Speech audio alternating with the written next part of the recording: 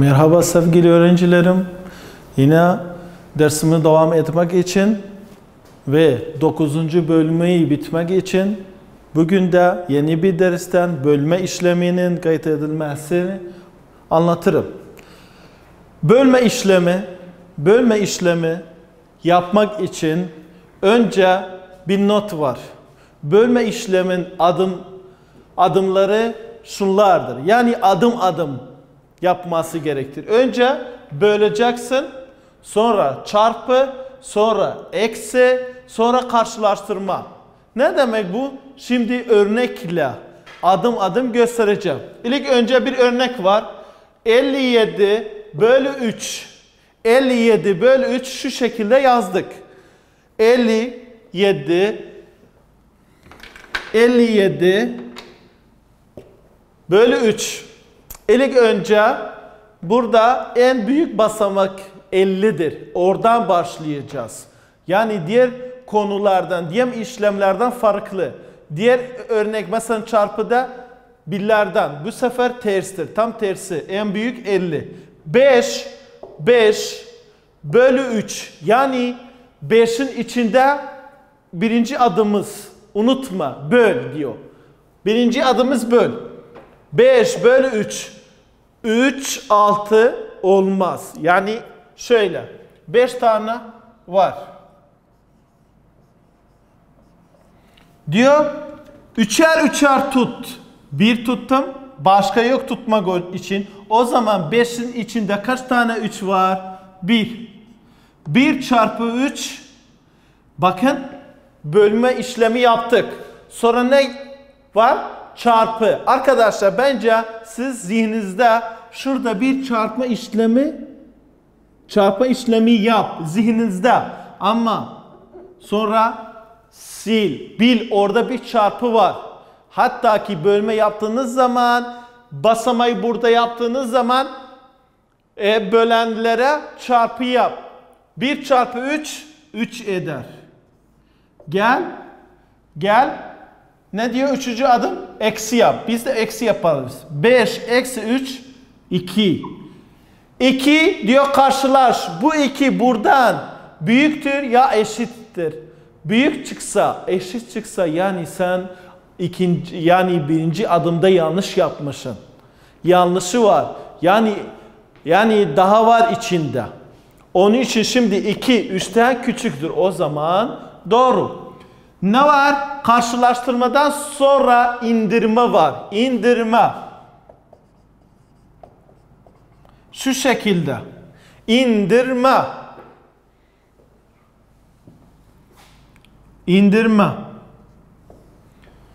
Evet, indir. Şu işareti unutmayın. Bakın burada yapacağım. Unutmayın. İndir. Ne indireceğim? Bu 7. 2 yanında indireceğim. Sonra diyeceğim 27. İndirdikten sonra yine ilk adıma geliyor. Böl, çarp, eksi. Şöyle. 27'nin içinde kaç tane 3 var? 3, 6, 9, 12, 15, 18, 21, 24, 27. Yani 9 tane atlayarak sayabilirsin. Bazılar var çarpıda çok çalışkan. Çünkü bölme işlemin, çarpma işlemin tam tersidir. Bakın kendine düşün. Kaç çarpı 3 eder 27? 9. 9 çarpı 3 27. Eksi yap 0, 0. 0, 0. Bu böldük. Şimdi sağlaması var. Sağlaması bakalım bölmeyi doğru mu yaptın yoksa yanlış. Bölüm ve böleni çarpacaksın şu şekilde. 19 çarpı 3. 3 çarpı 9 27. 7 2 elde. 3 çarpı 1 3. 1 var. Yani 2 var 5. Bakın. Bakın şöyle çıktı. Şimdi bu konuyu daha anlatmak için kitaptaki sağlaması ve alıştırması örneklerden birkaç örneği göstereceğim. Evet. Ne var? Sağlaması da birinci örnek. 45 bölü 5. 45 bölü 5.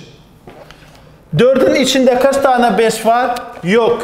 O zaman burada 0 yaz. 0 yazdığınız zaman gel iki basamağı beraber al. Diyeceksin 45'in içinde kaç tane 5 var? 9. 9 çarpı 5 45. 0 0. Bak burada bir not var, unutma. Birinci basamak böldüğünüz zaman içinde yok, başka bir sayı alacaksın. 4'ün içinde kaç tane 5 var? 4'ün içinde kaç tane 5 var? Tabii ki yok. O zaman 2 yukarıda 0 yaz, unutma. O 0'ı unutma. 45'in içinde kaç tane 5 var? 9. 9 çarpı 5 45 0 0 eder. Evet. Başka örnek 42 bölü 3. 42 bölü 3 ikinci örnek. Gel bölümü şekli yaz. Evet. 4'ün içinde kaç tane 3 var? 1. Dedim burada çarpı yapacağım. 1 çarpı 3 3. 4'ten 3'ü çıkar 1. Bu 1 3'ten büyük mü küçük? Küçük, o zaman doğru. Sonra unutma indirme var. Burada indirme yok çünkü biz 2 basamağı aldık. Burada indirme var. Bakın 2 indireceğim. 12. 12'nin içinde kaç tane 3 var? 4. 4 çarpı 3 12. 0 0. Diyor 42'nin bölü 3 eder 14. Sağlaması nasıldır? Dedim bunu ve bunuyla çarpacağım. Bakın 14 çarpı 3. 3 çarpı 4 12. 1 elde. 3 çarpı 1 3. 1 var 4. Şu şekilde. Bakın. Şu şekilde. Kitapta başka örnekler var. Mesela 4. örnek şurada yapacağım. Hemen. 70 bölü 5. 70 bölü 5. 7'nin içinde kaç tane 5 var? 1. 1 çarpı 5. Bakın kuralı unutma. Böl, çarp, çıkar, karşılaştır, indir. Zaten çarpmayı iyiyse bilsen karşılaştırma gerek yok. Zaten kendin biliyorsun. Evet. 1 çarpı 5 5. 7'den 5'i çıkarsan 2. Sonra indirme var. 0 indireceksin. 20'nin içinde kaç tane 5 var? 4. 4 çarpı 5 20. 0 0. Şu şekilde devam edeceksin. Başka örnek. Burada bunları bir sileyim.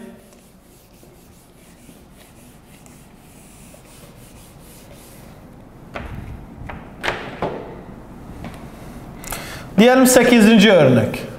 Evet. 96 bölü 8. Başka bir örnek. 39 bölü 3. 9. örnek. 8. örnek. Evet. Adım adım yapacağız. Bakın sevgili öğrencilerim. 9'un içinde kaç tane 8 var? 1. 1 çarpı 8 eder 8. Çıkarma. 9'dan 8 çıksa 1. Bu 6'yı indir. Unutma. Bu 6'yı indireceksin. Kaç oldu? 16. 16'nın içinde kaç tane 8 var? 2. 2 çarpı 8. Yazdığım basamağı yine çarpı edersin. 2 çarpı 8 16. 16 yaptık. Bölü yaptık. Çarpı yaptık. Bu sefer çıkarma. Şöyle. 0 0. Bitti. Bu örneğe geçelim. 3'ün bölü 3 39'dur. Ama 3 bölü 3 1. 1 çarpı 3 3. 0. Bunu indir. Kaç oldu? 9. 9'un içinde kaç tane 3 var? 3. 3 çarpı 3 9. 0 eder. Bakın şu şekilde çok kolay. Bir kaçar örnektir.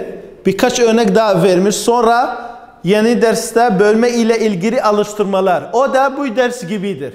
Aynı bölme işlemi ile ilgili birkaç örnek vermiş. Mesela sayfa 175. Sayfa 175. Onun birkaç örnek var. Aynı bu ders gibidir. Evet, sayfa 175. Ne diyecek?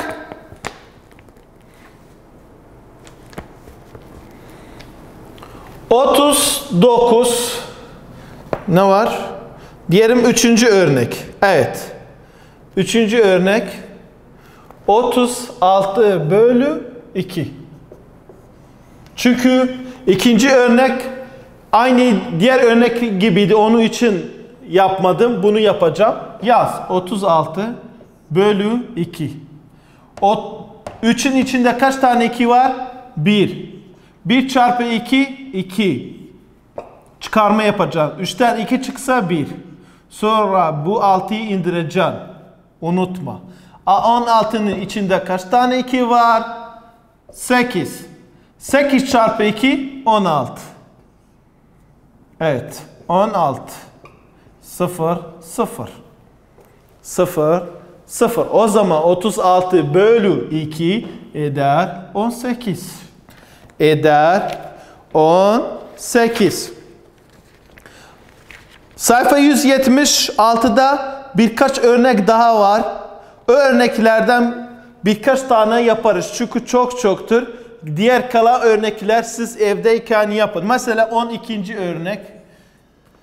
75 bölü 5. 75 bölü 5. 7'nin içinde kaç tane 5 var? 1.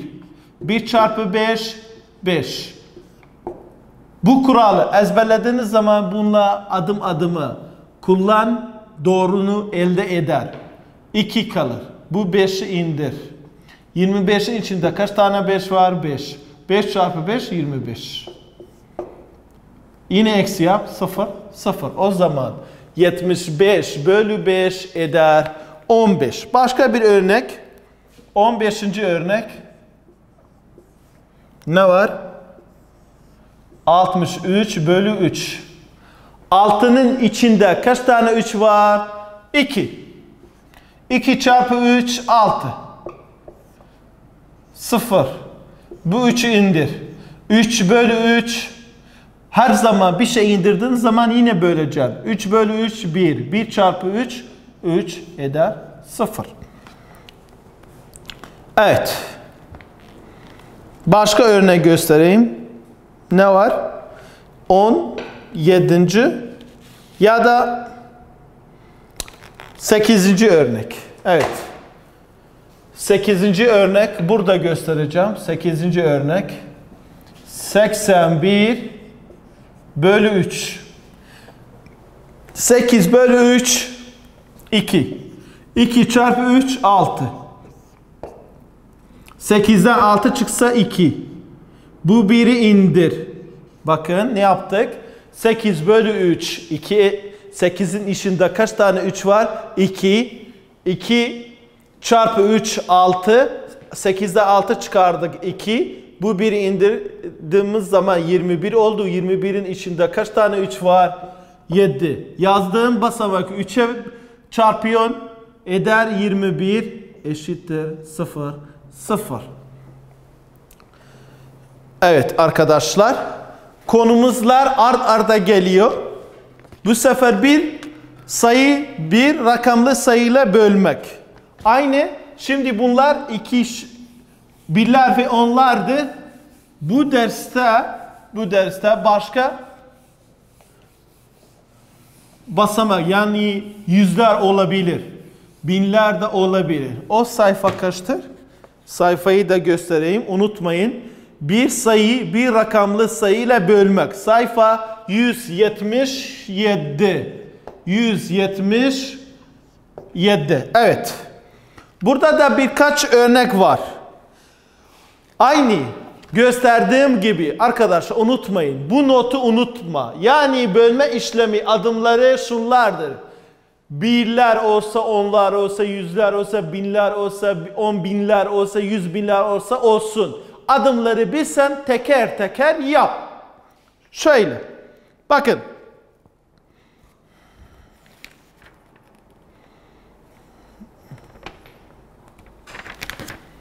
Evet.